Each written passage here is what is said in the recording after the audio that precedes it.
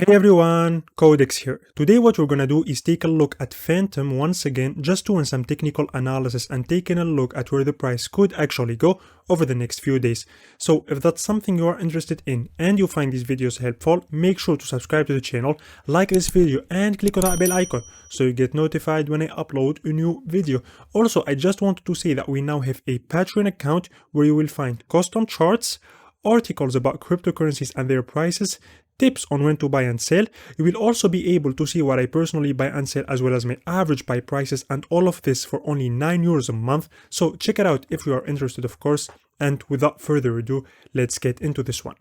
So the last time we have talked about Fantom, I said that although I'm bearish on the macro scale and although I think that Fantom's downtrend will continue this year, I don't think that we will go below $1 now because we were way too overextended down back in here. And whenever you are overextended down, you tend to get a short-term pump. And I did in fact show this chart to clarify what I meant 4 days ago. And so far, so good. The price ended up dropping and getting within proximity to the $1 support level. And it's currently in the process of bouncing back up. So now the real question is, will FTM manage to go back on track again, or is this short-term pump simply another fake move to accumulate more long positions before dumping them down once again? Now, Fantom has currently managed to go back again in this high volume node between 1.2 and 1.5 bucks. And we have talked about this area a lot of times in the past because this zone has a lot of trading activity in it. There are a lot of buy and sell orders in here, and so the price is subject to a sideways movement like this one, or similar to the sideways movement that we had back in the summer of last year. So we might see Fantom moving in sideways in this high volume node in the next couple of days. Now, if we take a look at the Phoenix Ascending indicator on the 12 hours time frame, we can see that the green RSI just shooted up, and that's a bullish sign, by the way. The green line going up is a good sign for bulls, and the red RSI, which is responsible for triggering our upward or downward pressure, is above the level of 50, indicating a shift in the trend from bearish to bullish again. My only concern remains this blue LSMA now, which should play the role of a support to maintain this upside move. But since it's super low, since the blue LSMA is super low and it's down, it's really hard for bulls to sustain this move. Let me show you what I mean.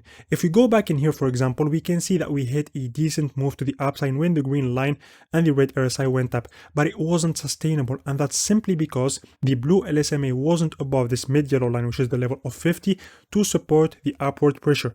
However, back in here, although we got this short-term dump after the move to the upside, the price went back on track and the price went up again and put another higher high because the blue LSMA was above this mid-yellow line, and so it played its role as support and it helped the price to bounce back up when it was falling down. And so this isn't to say that we will drop today or tomorrow, because I honestly don't know, but this is simply to say that in order for this upside move to remain, we need this red RSI to just keep trending up, and we also need the blue LSMA to start getting close to it. And if that doesn't happen within the next couple of days, then we will be looking at something similar to this right here. So in other words, if the blue LSMA remains this low, that means that bulls don't have control and you will experience something like this. Moving on to the weekly time frame, and this is more important since we always look at things from a long-term perspective on this channel, we can see that we are currently below the 50 weeks moving average, which we have talked about a lot of times.